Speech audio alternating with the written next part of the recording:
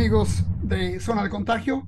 Aquí estamos al final de otro verano más, de otra temporada pandémica más, con nuevas amenazas, nuevos temores, nuevos terrores y más contagios, como creo que son inevitables. Y la guerra sigue, como siempre. Aquí, si no decimos la guerra sigue, no sé, este show no tendría ningún sentido. Y ahora hay otras guerras quizá de menor escala y espero que menos sangrientas, pero de eso vamos a hablar hoy. Pero tenemos un súper invitadazo y pues nada, ¿cómo estás, querida Mariana?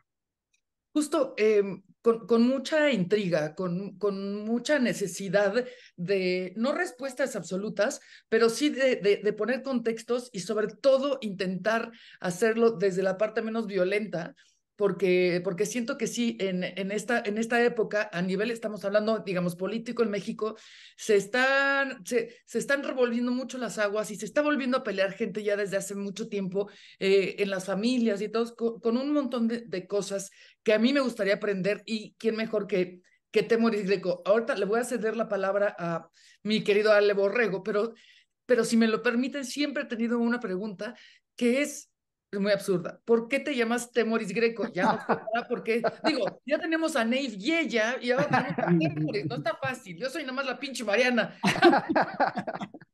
Pero va, sale. Bueno, yo Bueno, nada más, bienvenidos a todos y arranquémonos con esa pregunta, porque yo es, también tengo mucha curiosidad de tu nombre, ¿de dónde Ah, viene? sí, sí, bueno, para empezar, no es griego, o sea, sí, no tiene nada que ver con Grecia. Algún día se me ocurrió comentarles a unos griegos que mucha gente pensaba que el nombre era griego, lo oyeron y dijeron, pero además fueron bastante pesados, ¿no? Así como que sí, cuando crezcas, o sea, básicamente me maltrataron así, así es que no les he vuelto a decir a ningún griego nada de esto así. Y el nombre es Veramuri, es de Chihuahua.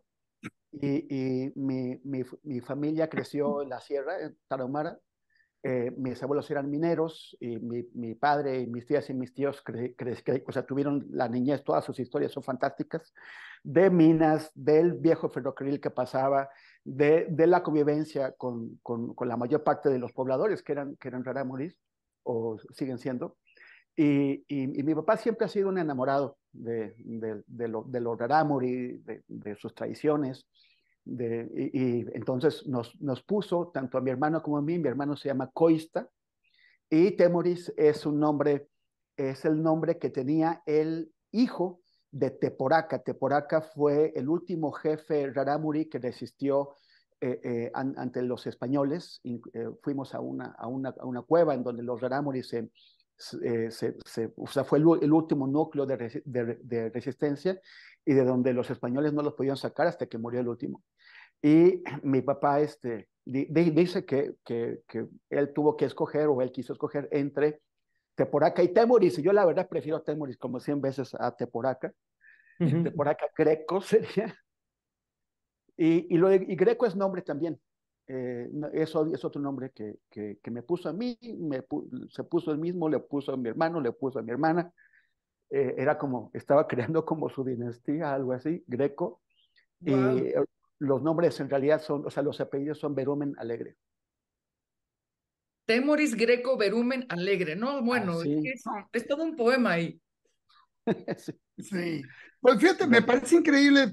Tienes, obviamente, vienes de por lo menos de un padre, no sé tu madre, pero que tenía una visión romántica del Sí, mundo. sí, siempre ha sido un romántico total. O sea, creo que todo en su vida es romanticismo, por la parte buena y por la parte mala también, ¿no? Porque siempre ha sido muy idealista, muy romántico, un gran padre. O sea, yo creo que sobre todo es una persona que ama a sus hijos y los idealiza, ¿no? Entonces, en los ojos de mi padre yo he hecho cosas de las que nunca supe. Pero bueno, Pero pero perdón que hago otra pregunta más, discúlpenme Alejandra, Alejandro y Mariana, pero tú también te veo a ti como un idealista, o sea, pragmático, razonable, comprometido, pero sí el trabajo que te conozco es el trabajo de un idealista. sí, pero también sí quiero tener los pies puestos en la tierra, ¿no? No quiero pasarme de ingenuo o sea, sí creo en que las cosas se pueden hacer mejor, en que a todos nos toca hacer algo. No creo en el más allá, no creo en la vida después de la vida, no creo en ir a ningún cielo ni paraíso, solamente porque si a nuestros propios corazones, ¿no? Tenemos que explicarnos por qué estamos aquí y de qué forma contribuimos a que este sea un mundo mejor y la gente pueda vivir mejor. Claro. Adelante, ustedes. Bueno, me sigo No, rapidísimo. empieza Bueno, tú. mira, yo te voy a confesar, tú apareciste en mi radar como un corresponsal. O sea, de repente encuentro esta especie que yo pensaba que no existía, que es el corresponsal mexicano, ¿no? Independiente. Alguien que está viajando por el mundo y metiéndose en situaciones de conflicto, en situaciones de peligro y donde están sucediendo cosas de alta intensidad. De repente veo tu nombre en varios escenarios. Así te conocí, digamos. Y de ahí, de repente también conocí esta otra faceta tuya que ahora está muy vital, o por lo menos la siento muy vital, de este compromiso con la política mexicana, con lo que está sucediendo ahora. Digamos que nada más si nos puedes contar un poco, ¿no? Tú, ¿de dónde vienes, a dónde vas y qué estamos haciendo aquí? Sí, siempre he estado fascinado por los temas internacionales y por las culturas exóticas, ¿no? Creo que uno de los momentos en los que soy más felices, después de que llegué a un lugar en donde no entendía nada de nada, de pronto las cosas como que empiezan a embonar, ¿no? Como que los puntos se empiezan a unir. Es como cuando estaba en la secundaria y me regañaba el profe de matemáticas por no poner atención y de pronto me decía, a ver, ¿qué está en el pizarrón? Y volteabas y ¡pum! Las ecuaciones tenían sentido, ¿no? O sea, eso era muy emocionante porque siempre esperaban que no dijeras nada y de alguna forma sí habías puesto atención, aunque tú mismo pensabas que no habías puesto atención. Y aquí, no, aquí es también llegar a un lugar, a otra cultura, me fascina eso. Y me fascina también las situaciones difíciles, diremos, de conflicto, en las que los seres humanos, las personas, nos ponen a prueba. Y entonces yo creo que, o sea, por ejemplo, cuando hay guerras, ¿no? Siempre creo que se destaca que en las guerras sale lo peor de los seres humanos, pero también sale lo mejor de los seres humanos. O sea, que son situaciones en donde nos sentimos empujados hasta un límite y de pronto el que era cobarde o el que parecía cobarde, el que parecía apocado, el que parecía pusilánime, de pronto hace cosas fantásticas para defender a los suyos, a su familia o para proteger a un pueblo del que no sabía nada, para salvar a un niño o sea, hay cosas fantásticas que ocurren ahí. Y también lo que he intentado hacer siempre es destacar el esfuerzo de la gente que no se deja aplastar, que no deja que la bota de los militares, la bota de los violentos, la bota de los asesinos, termine con su voluntad de responder, de subsistir o de salvar a otras personas, ¿no? Entonces eso es lo que me trajo dando vueltas por África, por Asia, por Medio Oriente, por Sudamérica, bastante tiempo, hasta que una vez en que estaba en México, pues ocurrió la desaparición de los 43 de Ayotzinapa, y sin proponérmelo, me fui metiendo en el tema, o sea, era tan grave, pero al mismo tiempo yo me sentía inerme ante eso, porque llevaba muchos años fuera del país, y si el México es complejo, el estado de Guerrero es todavía más complejo. Entonces empecé a ir a Guerrero y a Ayotzinapa, como tratando de entender algo sobre lo que estaba pasando para mí. O sea, no estaba haciendo reportajes, no estaba intentando escribir nada, solamente era tratar de explicarme cómo había podido ocurrir un crimen tan atroz en un país que se suponía que tenía avances en la democracia y en la creación de instituciones y pues más o menos de la justicia, ¿no? Y por supuesto pues que todo eso eran unas falsas ilusiones. Pero eso fue lo que finalmente me retuvo, sobre todo porque a raíz de la evidente mentira histórica que estaban haciendo desde la Procuraduría General de la República, el esfuerzo del gobierno, no por, o sea, yo sí pensaba que el gobierno de Peña Nieto era perverso, pero también que ante un crimen tan grande como el de Yotzinapa, pues esperábamos que saliera algo bueno de esas personas e hicieran una investigación seria, decente. Era el mayor reto al que se veía enfrentado no solamente ese gobierno, sino el México del siglo XXI, y evidentemente hicieron lo contrario. Entonces la indignación llevó a que hiciera una convocatoria a todos mis amigos en plan de vamos a hacer algo. Y nos juntamos y tardamos muchísimo tiempo en empezar en darnos cuenta de por dónde era. O sea, creamos un colectivo que tenía nombre pero no objetivo, porque no se llamaba Ojos Verdes, vale, pero ¿qué vamos a hacer? Entonces eran asambleas y asambleas y asambleas hasta que un día solitos empezamos a hacer lo que sabíamos hacer, que era investigaciones y productos comunicacionales, ¿no? O sea, libros, documentales, podcasts, así. Y, y eso fue lo que me retuvo en México. O sea, yo no tenía pensado quedarme aquí. Y luego, mientras estábamos trabajando eso, también desapareció un periodista que no conocíamos en Medellín de Bravo, que tampoco era un lugar que yo supiera que existía. Yo no sabía que en México había un Medellín, en Veracruz.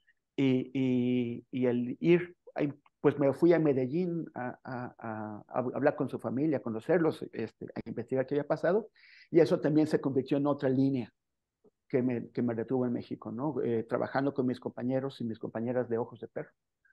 Hemos estado pues todos estos años, o sea, desde que nos creamos, o sea, ya bueno, van a ser 9 años de Yotzi y poquito después 9 años también de Ojos de Perro. Oye, Temoris, yo te voy a contar dónde estaba yo cuando pasó esto. No la noticia, sino cuando dicen, ¿no?, que los encontraron en Cocula. Y estaba yo con un amigo en común, que es Fer Rivera Calderón, y estábamos en Oaxaca, en la Feria del Libro de Oaxaca. En ese momento, y nunca se me va a olvidar, la feria, que en ese entonces era en el Zócalo de Oaxaca, pasó a segundo plano. Llegaron los pobladores de Oaxaca a hablar de esto. Ya no estábamos hablando ya más de libros, sino de se acaba de anunciar esto, qué está pasando. Y bueno, pues obviamente quedamos todos muy, muy afectados. Y de ahí te quiero preguntar, justo de este grupo de amigos, o sea, porque yo te conocí justo en casa de Fer, ¿no? Así es. Con otros compañeros tuyos como Jairo Carixto, como Marisol Gacé, que todos ellos tienen una postura muy clara, política, quiero decir. Entonces, y sé que también han recibido odio y entonces cuestionamientos y un montón de cosas, pero ¿cómo viven ustedes este periodo, este previo a las candidaturas, a todo lo que está pasando en este muchas veces encono que existe en términos sociales, quiero decir?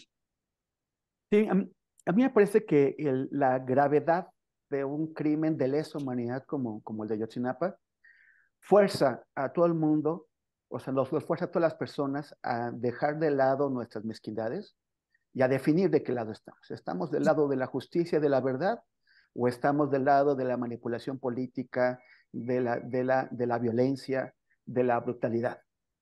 Y eso está por encima de las afinidades electorales o políticas que uno pueda tener. A mí me parece que eso es particularmente grave en el caso de la prensa, porque hubo sectores de la prensa que a sabiendas de que estaban haciendo algo malo, se prestaron como voceros del gobierno de Peña Nieto. Y a mí me parece que hay que recordarles siempre, porque ellos se colocaron en el lado equivocado de todo, no solo de la historia, de la humanidad. Y eso es como Héctor Aguilar Camín, Héctor de Mauleón, Carlos Marín, Fernández Menéndez, o sea, Pablo Iriart. Todos ellos siguen todavía hoy, a pesar de cúmulo de evidencias, defendiendo que ocurrió lo que no ocurrió allá. Que es básicamente que los juntaron en un solo grupo, que los llevaron a un basurero, que ahí los quemaron y que solamente tuvieron que ver policías municipales y un político de escala local y algunos grupos también locales. O sea, lo que estaban haciendo era ocultar las dimensiones que involucraban al gobierno federal, al gobierno estatal, al ejército mexicano, a la marina, a las policías, a todas las policías, al CISEN. Eso es lo que estaban haciendo. A ellos estaban sirviendo en contra de las víctimas. Entonces, y esto es tan válido en 2014 como en 2023 y seguirá siendo válido pase lo que pase en los años por venir. porque a mí me parece que también hay gente que de pronto cambiaron los signos políticos, cambió las formas del régimen, y de pronto lo que antes les parecía valiosísimo, importantísimo, de pronto ya no era tan importante, como por ejemplo la libertad de expresión, ¿no? De pronto ya como que empezó a molestarles que les recordáramos que en este sexenio han seguido asesinando periodistas al mismo ritmo que como asesinaban en el sexenio anterior. Y les parece incómodo recordarles que se sigue asesinando mujeres, se siguen cometiendo feminicidios, como se mataron, y los desaparecidos, y los problemas ambientales. Y todo eso ya, que antes era vital para ellos, era cuestión de principios, ahora ya los principios ocupan un lugar ya no tan importante. Exacto. Entonces, por eso tenemos que seguir, o sea, pase lo que pase, somos responsables de tratar de darle un poquito de conciencia a nuestra nación y de decir, independientemente de por quién votemos, la justicia y la verdad tienen que estar por delante. Y si tú quieres apoyar a Xóchitl Gálvez, pero estás con una serie de principios que sean más importantes que esta opción, y si quieres apoyar a quien quiera que quede de la 4T también, o de Movimiento Ciudadano, o si quieres no votar, la justicia y la verdad tienen que estar por delante. Si no tenemos esos principios básicos muy claros y si no los defendemos, entonces seguiremos condenando a este país a que independientemente de quién gobierne, siempre prevalezcan la mediocridad, la mentira y la violencia. Claro. Justo.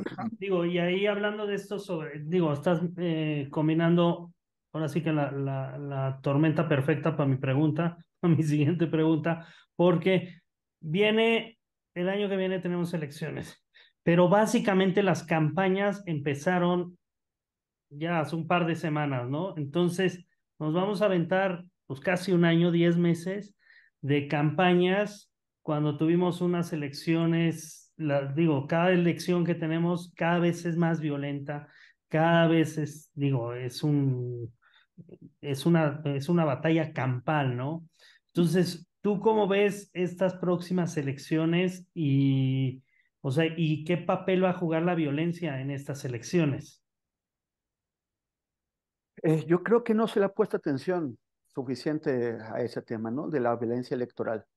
En cada proceso, en cada comicio que tenemos, matan a decenas de aspirantes en distintos niveles y se normaliza, se convierte en un dato más de todos ellos. Y yo no veo que esto vaya a cambiar ahora, porque efectivamente vivimos una época de polarización muy fuerte. De esto son responsables de todos los actores políticos, no se puede echarle la culpa a uno y no a otros. Pero también esto va más allá de la polarización. O sea, a mí me parece que la polarización no contribuye a calmar la violencia, pero finalmente el fondo de esto no es la polarización, sino es la lucha de distintos grupos político-criminales empresariales, porque cuando hablamos así del narco, pues el narco es echarle la culpa a todo y a nada, ¿no? Sí. O sea, es una entelequia, es un monstruo sin cara y sin forma, que siempre está ahí a disposición para que le echemos la culpa de algo y para que las cosas no se investiguen ni se atiendan. Son grupos político-criminales y empresariales que están enquistados a nivel local, a nivel nacional, y que llegan hasta las transnacionales y a los grandes operadores financieros que permiten que los dineros que ganan los corruptos y los criminales se laven y se escondan para ser usados cuando deben, ¿no? En los grandes centros financieros como en Nueva York o en Panamá o en las Caimán. Entonces, yo creo que sí, vamos nuevamente hacia un escenario de violencia y en lugar de que podamos dirimir las cosas con tranquilidad. Pero miran, de la misma forma en que, o sea, es que no veo yo responsabilidad por ningún lado. Veamos la discusión que se aplicó sobre los libros de texto, en donde algunos estados resolvieron no entregarles los libros de texto a sus niños, a sus alumnos.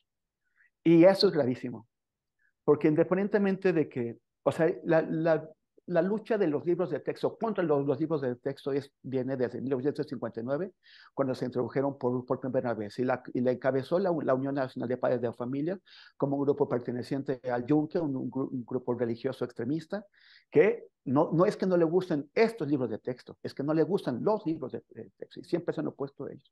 Pero de pronto vemos a ciertos partidos políticos y a ciertos políticos poniéndose detrás de este grupo de extremistas que están en contra de que se enseñe que hay evolución, que Dios no tuvo que ver en eso, y que están en contra de que se enseñe la reproducción humana. O sea, que hay errores en los libros de texto, sí, pero no era nada insalvable, no es nada insalvable.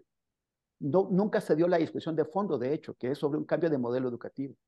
Se dedicaron a hacer el ridículo de mostrar que se habían equivocado en la fecha de nacimiento de Benito Juárez, cuando eso que una fe de ratas lo corrige. Pero lo convirtieron en un arma, en un instrumento, en munición electoral. O sea, en una irresponsabilidad total. Han hecho que muchos padres no vean los libros, o sea, ya hubo un obispo que dijo, yo no necesito ver los libros, yo ya sé qué traen. Con esa actitud no vamos a ningún lado. Entonces, pero el tema es que hay tanta responsabilidad que se agarró a los niños, a los alumnos de México, como rehenes de una pugna política. Y a mí me parece que eso es tremendo, ¿no? Entonces, ¿cómo vamos a resolver los problemas en nuestro país si mantenemos este nivel de pugna, de pleitos, de insultos, acusaciones mutuas, y cuando los principios, como decía hace un rato, se ponen en el lugar secundario, marginal? Como decía Groucho Marx, ¿no? Pues estos son mis principios, pero si no le gustan, tengo otros. Es muy curioso. Y mira, ya de lo que has hablado, ya me dejaste prendido con varias cosas. Lo primero, a ver si puedo dejar tres puntos para que los comentes hasta donde quieras. Uno sería, creo que las revelaciones del New York Times del viernes pasado fueron importantísimas. 23,000 textos, mensajes de texto que involucran, como tú bien dices, a todo Dios. O sea, los mandos militares de la Marina, políticos, locales, federales, en fin. Todo eso creo que es pues muy escandaloso y pone bastante claro la proporción de la descomposición los gobiernos que, como tú también dices, creo yo que no ha mejorado. No sé, tú podrás decirme si ves en algún rubro algún tipo de mejora. Sería la primera cosa. La segunda... No más, aclárame bien exactamente la pregunta que... No, nada más primero, ¿qué piensas de esta revelación de 23,000 mensajes de texto y comparando ahora? Ahora, la situación que vivimos ahora, en la cual todos, bueno, yo era uno de los que pensaba que se iba a hacer un poco más de claridad y de poner un poco más de honestidad.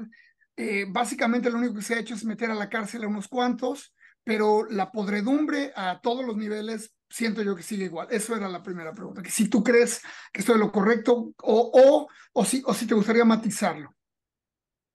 Sí, bueno, yo creo que sí se ha avanzado mucho. Lo que pasa es que mucho es también mucho menos de lo que esperábamos. Hubo un trabajo muy serio al principio. La constitución de la Guailca, que es la Fiscalía Especial, que es parte de la PGR, tardó mucho tiempo porque la PGR fue la principal operadora de toda la mentira histórica, y de pronto adentro de la PGR tienes que crear una unidad especial para investigar a la PGR, con gente que estaba en el mismo edificio de la PGR, bueno, de la ahora Fiscalía, de la ahora FGR. Pero la Fiscalía cambió de nombre, pero el personal sigue siendo exactamente el mismo, y las estructuras y cotos de poder siguen siendo exactamente las mismas. Entonces, el nuevo fiscal especial, Omar Gómez Trejo, que no solamente venía de fuera de la PGR, sino que él había sido espiado y hostigado por la PGR, ahora le pusieron una unidad para esta investigación, donde todos sus trabajadores, toda la gente que estaba adscrita a su Fiscalía Especial, estaban en contra de él, porque él los iba a investigar a ellos. Entonces tardó muchísimo tiempo renovando, o sea, sacando gente y buscando de dónde sacas, o sea, buscando adentro de la Fiscalía a gente confiable y gente con ganas y además gente con el valor para meterse en contra del sistema del cual ellos formaban parte. Y también traer algunas personas de fuera que tuvieran esto, el valor, porque sabían que se estaban metiendo literalmente con Sansón a las patadas. Y un día alguien de la Fiscalía me dijo, imagínate que en el edificio de la Fiscalía General de la República estamos en un piso todos empujando para un lado y en todos los demás pisos todo el mundo está empujando para el lado contrario. Ya eso significó espionaje interno, pero no solamente espionaje interno. Por ejemplo, esto ya lo ha contado Omar, robos de material que se metían a su oficina y esculcaban y se llevaban documentos y los movían del lugar frente a cámaras, que ellos sabían que estaban esas cámaras ahí. O sea, con todo el descaro, porque se sienten intocables y en buena parte lo eran. Entonces, iniciar los trabajos de la Fiscalía, porque además tienes un caso que ya tiene, cuando finalmente se constituye la Fiscalía y empieza a trabajar, el caso ya tenía 5 años en donde se habían maltratado pruebas, habían asesinado a testigos, habían también imposibilitado tomarle declaraciones a otros testigos porque los habían torturado y eso legalmente no, pues, o sea, no es válido, ¿no? O sea, no solamente es ilegal, sino que no es una prueba válida.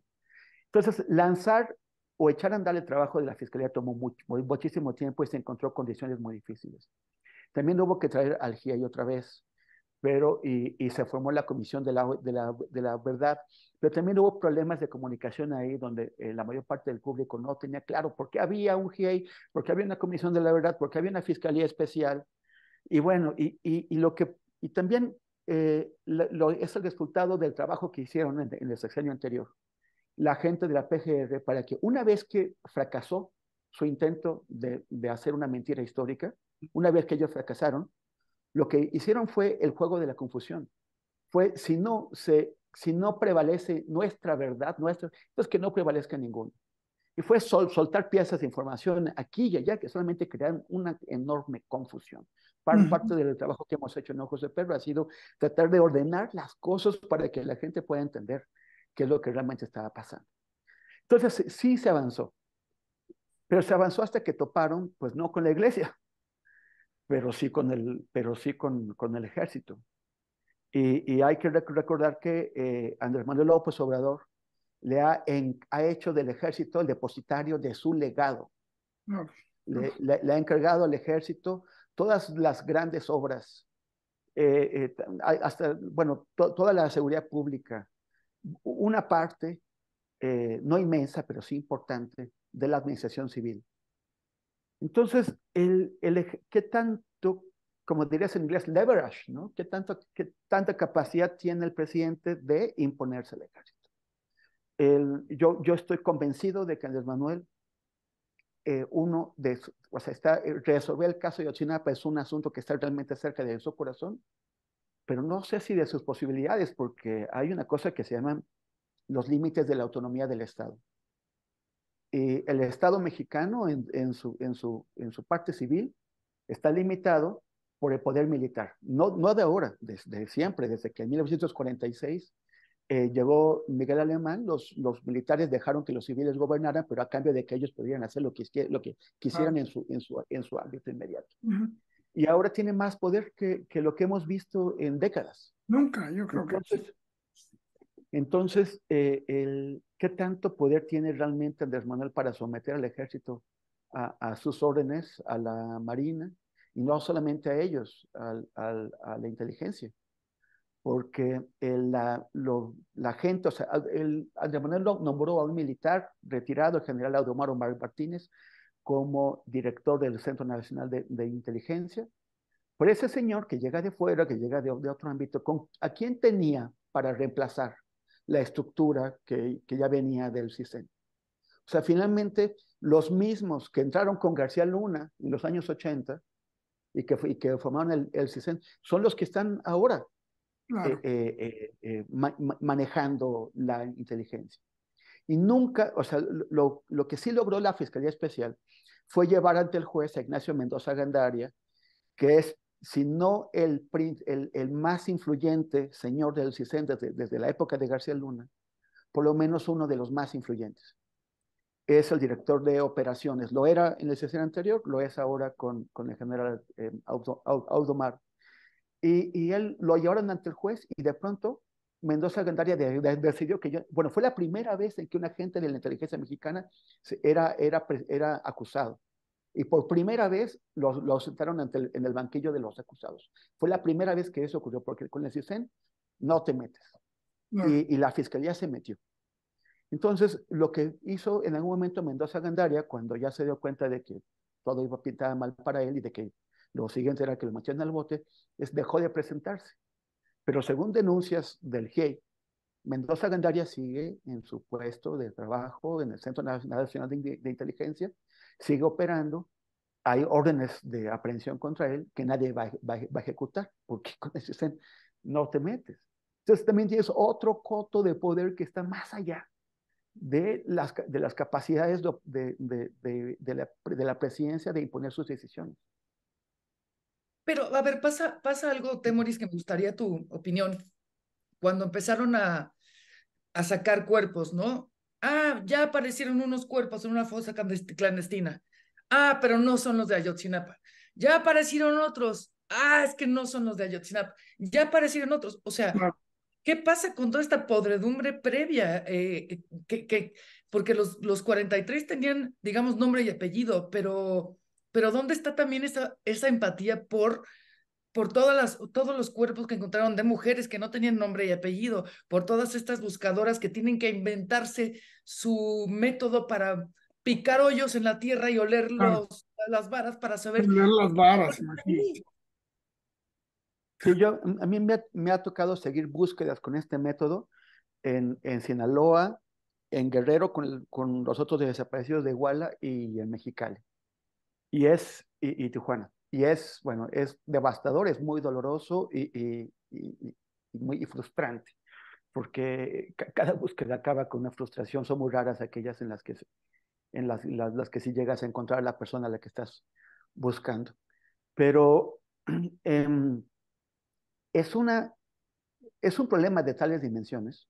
O sea, bueno, eso también ganó presencia, ganó, digamos, impacto, también a raíz de Iguala, porque después de que encontraron los primeros 19 cadáveres en Pueblo Viejo, que es un lugarcito de Iguala, un poquito en las orillas, es así, eh, después de eso y que dijeron, no, no son lo que mencionabas, no, es que siempre lo Sí, son, y pum, no son los otros. aventaron en una morgue y ya. Y ahí salieron algo que presentamos en Mirar Morir el Ejército en la Noche de Iguala, el primero de los documentales que hemos hecho sobre este caso. Cómo es que en Iguala se había, o sea, parte de la explicación de por qué cometieron este enorme crimen es porque el imperio criminal establecido en Iguala y en el cual pues, participaban todos, ejércitos, CISEN, policías, todo el mundo, pues tenía plena impunidad. O sea, nunca se imaginaron que iba a haber tal escándalo y que se iban a ver en la situación en la que se encontraron. O sea, fue algo más allá de lo que a primera vista pensaron.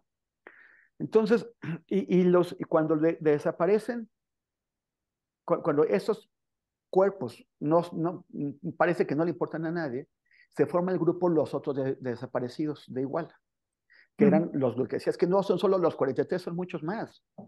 Y esto viene de largo, no acaba de pasar como intenta simular el ejército o el gobierno que ocurre. Y a partir de ahí se pone un foco mayor, porque precisamente no son solo 43, ¿no? Por eso es el símbolo 43 más, porque son miles, miles y miles de desaparecidos. El tema es que, y esa es una cosa que Ana Lorena Delgadillo, la directora de la Fundación para la Justicia y el Estado Democrático de Derecho, ella lo explica muy bien. El sistema de las fiscalías, que es finalmente el sistema de la justicia, no está creado para garantizar justicia, sino para otorgar impunidad a quien pueda comprarla. Porque es muy fácil, o sea, todo el tiempo se pierden cosas, se ponen mal los datos, hay equivocaciones que no son equivocaciones, son tácticas, son trucos para que las cosas se descarrilen. Pero también está el hecho de que cada ministerio público, cada agente del ministerio público, y se acaba de dar a conocer una cifra, solo que no recuerdo si eran como 200 o 400, o sea, cada agente del ministerio público encargado de casos de desaparición tiene un altero con 400 casos.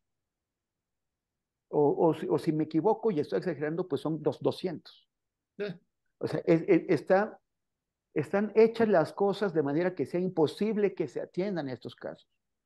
Para que tú logres que al problema que tú tengas, que puede ser una desaparición, pero también puede ser otro asunto, cualquier otro asunto, tienes que darle dinero a la gente para que pase tu foldercito de abajo para arriba y le dé atención. Pero es tal la sobrecarga de trabajo que es más probable que se busquen un chivo expiatorio y te lo entreguen a que hagan el tiempo necesario para averiguar qué es lo que realmente pasó.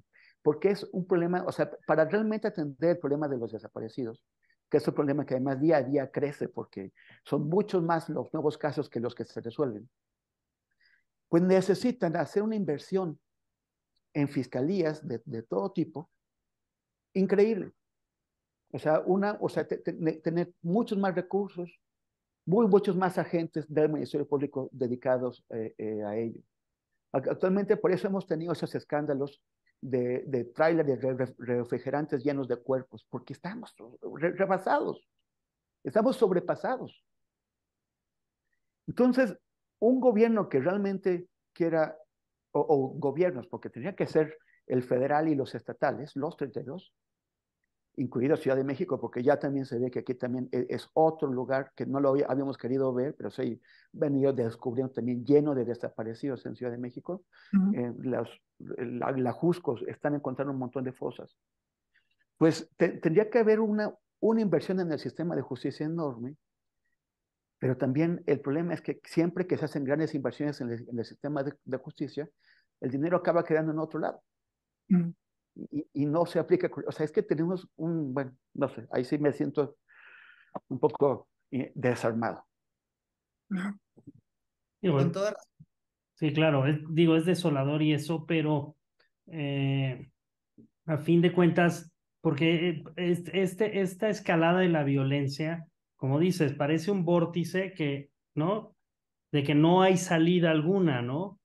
¿Tú crees que en algún momento puede haber una salida o esto ya, o sea, es la manera como pues, se va a operar? Digo, porque pasa en todos los países, ¿no? O sea, la escalada de la violencia cada vez es peor, cada vez ves casos más, o sea, que parecen sacados de una serie, ¿no? O sea, una serie de terror ya es normal, ¿no? Lo que lees en el periódico, ¿no? ¿Tú cómo ves esta cuestión? Si tú hubieras vivido en Europa en 1940, no te hubieras imaginado una Unión Europea. No. No te hubieras podido imaginar que la Europa que se estaba haciendo pomada de la campana, con millones y millones de muertos, y además con un sembradero de odio, ¿no? Porque mientras, o sea,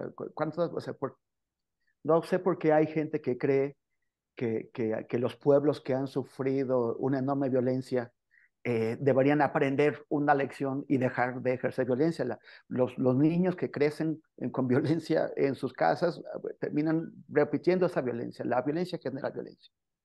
Entonces, cuando Europa llegó a ese nivel, el 40, 41, 42, cuando se descubrieron los campos de concentración, ¿cómo podías racionalmente haber pensado que de pronto los enemigos se iban a dar la mano y se iban a convertir, al menos a nivel europeo, porque fuera de Europa siguieron haciendo atrocidades, pero que en lo local iban a crear un programa como el programa Erasmus, que permite que estudiantes universitarios de un país de Europa se vayan a vivir un rato a otro país, a educarse allá, a conocer otro país, otras experiencias.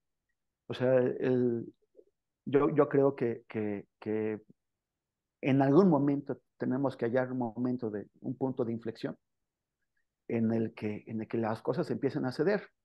Pero es difícil verlo. Por ejemplo, ahora el fenómeno mundial que está teniendo, por ejemplo, el Peso Pluma y ese tipo de cantantes o Natanael Cano, estaba viendo un video donde él sale con un grupo de gente muy jóvenes, o sea, todos son muy chicos, tienen 21 o 22 años, en un lugar de super lujo, tenían una gran fiesta, y hay chicas bellísimas, y bebidas, y coca, y todo lo que ellos quieran.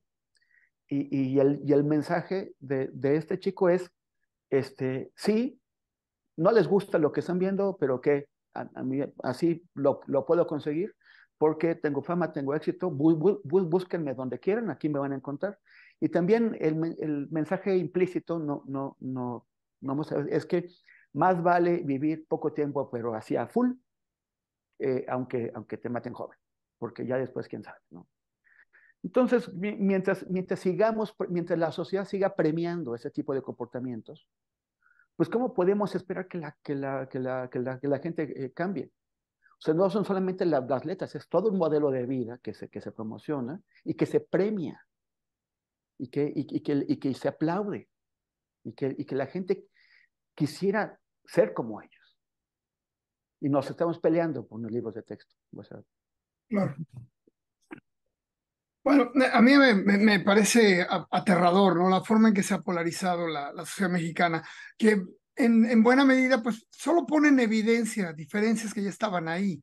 Es decir, las cismas que estaban ya trazadas en la sociedad desde, como bien mencionas, el yunque, o a mí, la extrema derecha y la izquierda, que está ahora tan descompuesta que está es difícil llamarla izquierda.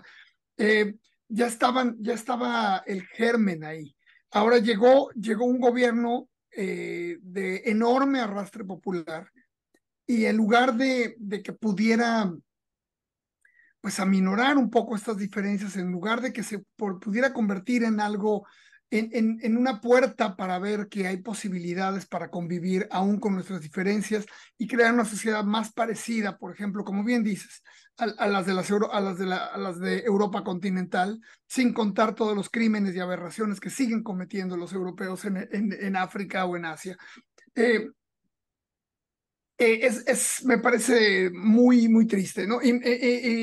Y a niveles ya obviamente de caricatura, con esto, lo de los libros de texto, que tienes a bueno, poco menos de medio país aullando de que es el regreso del marxismo, ¿no? Cuando ni siquiera saben qué es el marxismo. el No me virus del sorprende. comunismo. Exacto. Y tú lo ves con el modelo acá en Estados Unidos, ¿no? Con medio país más uno diciendo que Biden es comunista. O sea, y que todos los demócratas son radicales de izquierda. En fin, esta descomposición y esta profunda ignorancia hace un daño tremendo y no nos da muchas posibilidades para tener la menor fe. Pero bien lo mencionas, pero nada más una cosa más, bien lo mencionas.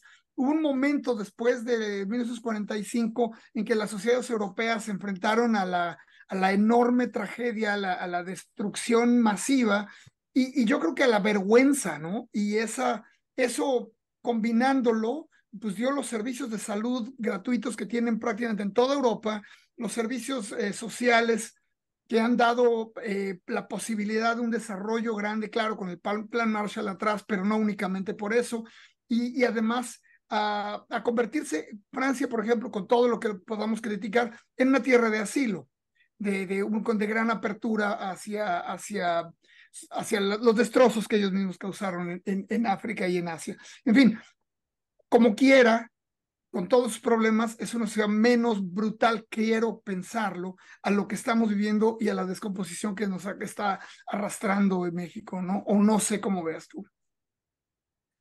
Pero o sea, la europea es menos brutal. Bueno, en estos momentos, por lo menos internamente, como tú creo que también lo Sí, dices. sí. O sea, porque obviamente lo que está pasando ahorita en África Central es una señal de que esa bestialidad europea, francesa en particular, pero no únicamente, está viva y está pulsante y el extractivismo europeo en África y en Claro. Asia sigue desmedido sin medir las consecuencias. Pero digo, cuando tú ves a las sociedades continentales, pues están viviendo en una situación de un poco de mayor paz, de mayor, aún con todos los problemas que hay. Entonces, no sé si ese modelo completo, muy diferente al nuestro, nos puede hacer pensar en que pues tiene que haber otros modelos de redención del nuestro, ¿no? Otras formas en que se pueda romper esta tendencia, este momento, esta inercia que nos sigue llevando hacia más violencia, más crímenes, más femicidios, más todo. Sí, bueno, lo que está pasando en África es lo cotidiano. O sea, es el 10º golpe de Estado en 4 años. Sí. Pues, pero no ha cambiado, ¿no? O sea, así es, la intervención de las potencias occidentales y también ahora de Rusia violentamente y de China a través de inversiones y también de llevar a sus trabajadores para allá. O sea, siempre África con sus recursos pues ha sido pisoteado y explotado por todos los demás, ¿no? Es el niño maltratado del salón de toda la vida. Entonces ahora solamente vemos eso. O sea, lo que estamos viendo en Níger y en varios países ahí es otra disputa colonial entre franceses y rusos, como las hay entre otros, ¿no? Pero veamos el caso de Canadá, ¿no? O sea, que Canadá se pone como lo mejor de ambos mundos, ¿no? Lo mejor de la Europa civilizada y humanista y lo mejor de la América progresista y que crece económicamente del nuevo mundo y de las grandes así. Y tratan pues más o menos bien a sus inmigrantes, tratan de integrarlos. En algunas partes van más avanzados en la multiculturalidad. Han reconocido que su sociedad está envejeciendo, entonces los migrantes es la manera de atender, o sea, aceptar migrantes, incorporar migrantes es una manera de atender varias de las consecuencias que tiene el envejecimiento de la sociedad. Va muy bien.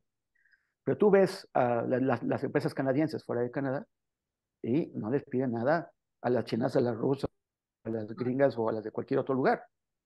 O sea, tienen en México, pues se asocian con grupos paramilitares, o si no es que directamente les pagan, para sofocar la contestación social, la respuesta social. Está el caso, por ejemplo, de esta minera italo-canadiense que se llama Ternium, que está operando en el municipio de Aquila, en Michoacán, donde hay un contubernio, según denuncian los comuneros de Ostula, hay un contubernio en donde la empresa está pagando a grupos militares ligados al cártel Jalisco Nueva Generación para atacar a la comunidad y ya, o sea, me parece que van 6 desaparecidos solamente en este año y ya tienen una larga lista de varios años.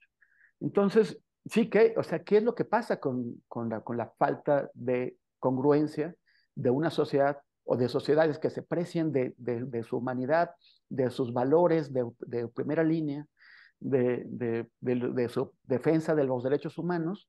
O sea, Canadá puede invertir mucho en tratar en apoyar a organizaciones de la sociedad civil que defienden los derechos humanos, pero ¿qué pasa cuando al revés defiende a capa y espada?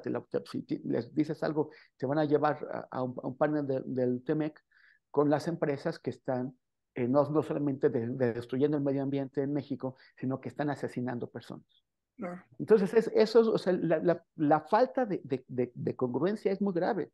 Y ese es otro paso hacia el que tenemos que ir, ¿no? Los suecos tan defensores de los derechos humanos, tan encantadores siempre, los suecos a la vanguardia en los derechos de las mujeres, del medio ambiente, todo, pero son de los mayores productores de armas del mundo. Claro. Entonces, o sea, el tema de la congruencia es fundamental, ¿no? No solamente entre los seres humanos, los estados tendrían que ser congruentes. Y lo que vemos es que la Unión Europea, por ejemplo, va a poner sus intereses, los intereses de sus empresas por delante de cualquier otro, y eso pues no muestra mucho acerca de su avance civilizatorio. Completamente. Dios. Qué fuerte, qué fuerte. Bueno, pues tú Borre, no sé cuánto tiempo tenemos, pero... No, échate una pregunta más, Marianita. No, quisiera nada más muy, muy breve, regresando un poco al país, ¿cuál es tu perspectiva con respecto a las mujeres? A las mujeres que ahorita están allá, ¿no? Que pudiera alguna de ellas ser la próxima presidenta de México. No sé si vaya a suceder o no, pero ¿cuál es la perspectiva? Y si acaso no nos va a pasar lo que pasó en algún momento con Fox, que mucha gente decía, ah, ya viene Fox, ahora sí nos va a ir bien porque ya cambiamos, y que pues fue un fracaso evidentemente, pero las expectativas que tienen ahora las mujeres, ¿cómo la ven?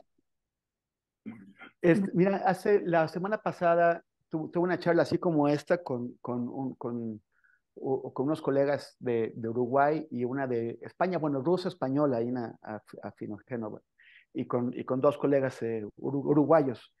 Y pues bueno, les estaba contando, o sea, a ver, hace solamente unos meses, yo escuchaba y tuve discusiones amables, ¿no? O sea, no sin pleitos, pero con colegas que decían, México no está preparado para una presidenta, aunque Andrés Manuel empuje a Claudia Sheinbaum, eso no va a pasar. Y a mí me parecía que estaban, pero muy mal. Y les decía bueno, que ya hemos tenido un buen número de jefas de gobierno, de gobernadoras y de legisladoras y figuras de la política, y que son mujeres, pero que además que posiblemente sí haya un sector que no quisiera aceptarla, pero si Andrés Manuel les dice, pues votan por quien les diga. Entonces, bueno, decían que no. Y de pronto les comentaba a estos colegas, hace muy poco tiempo, nadie hubiera podido imaginar que íbamos a estar en una situación como la de la semana pasada, en donde las tres personas, o sea, donde la presidencia de México se decide entre tres personas, y las tres mujeres. Las mujeres, Y increíble.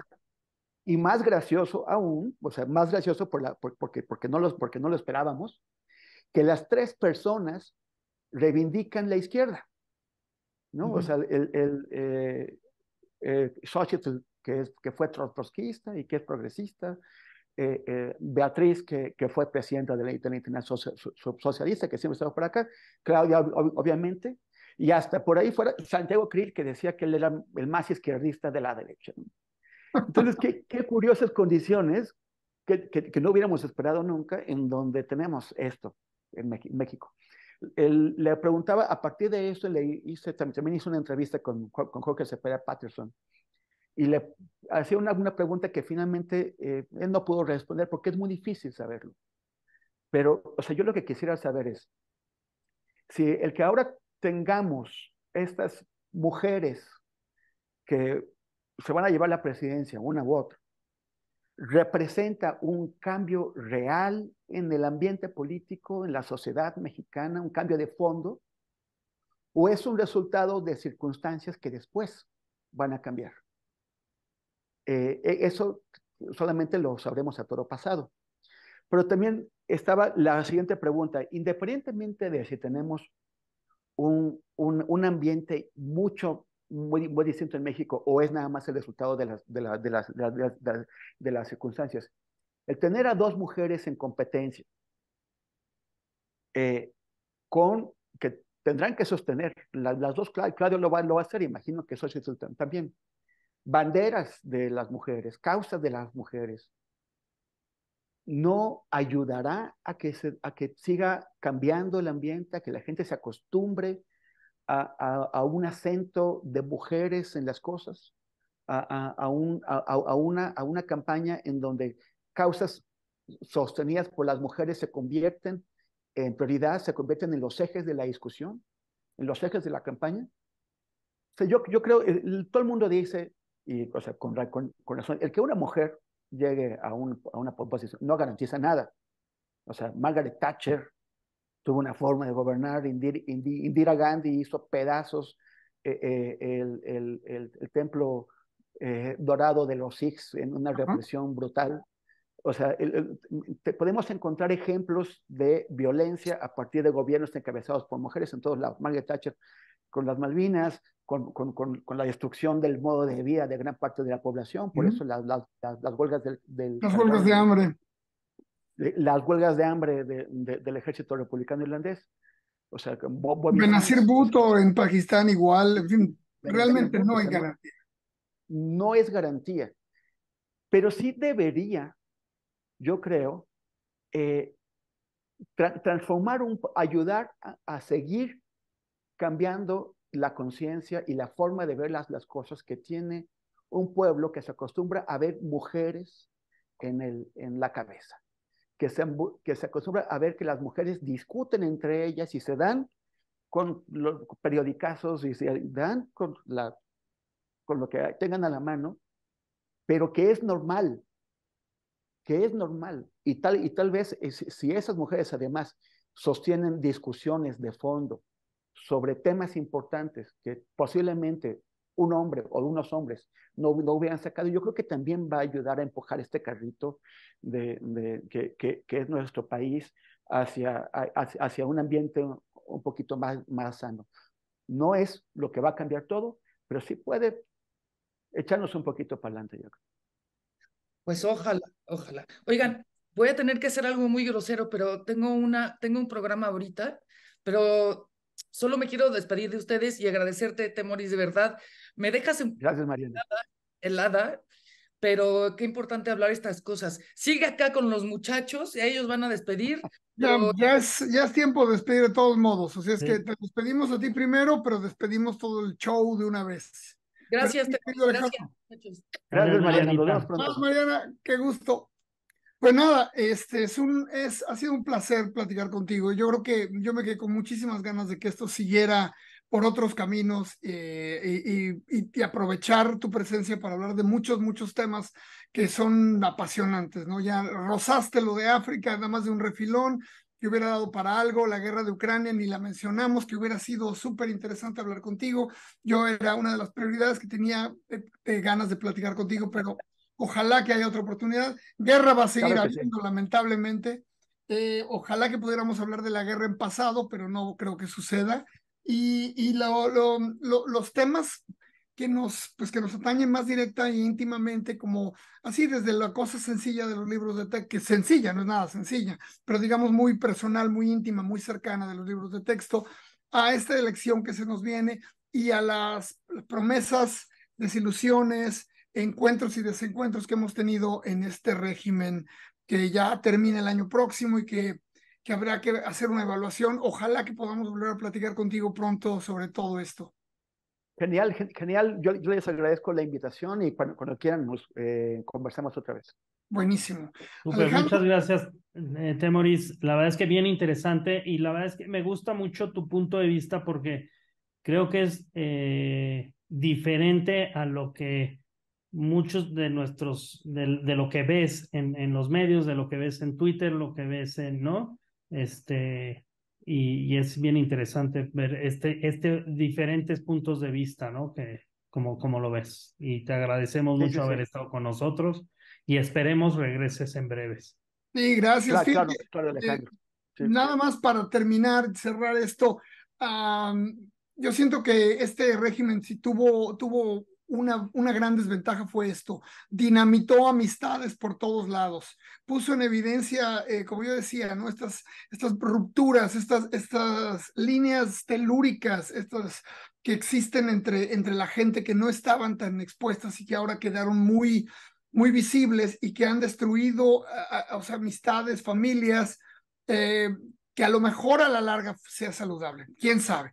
Pero hablar contigo es muy refrescante, es hablar con una voz razonable, ecuánime, muy informada y con una opinión, no por eso, no, bastante provocadora y bastante intensa, nada guango y blandengue. Te lo agradecemos muchísimo. Gracias, nada más es que yo creo que o sea, yo tampoco quiero perder amigos, la verdad, y hago un esfuerzo, o sea, hago un esfuerzo a saber, seamos maduros, podemos tener diferencias políticas y si las actuamos, o sea, yo solamente cuando siento que alguien se está corrompiendo, ahí sí no, pero si es alguien cuya opinión es honestamente distinta a la mía, pues qué bueno, eso, que nos hagamos, Enriquezamos. enriquezcámonos. Eso, que Vámonos, qué difícil estuvo. mutuamente, y vamos a conversar. Así es. Muy bien, Bien. pues amigos de Zona de Contagio, hasta aquí llegamos hoy. Buenísimo Gracias. al queridísimo Temoris, y pues esperamos tenerlo de vuelta. Échenle un ojo, compártanlo, pásenle a sus tías el link y díganle que lo vean porque vale la pena. Cuídense. Bye. Gracias, hasta luego.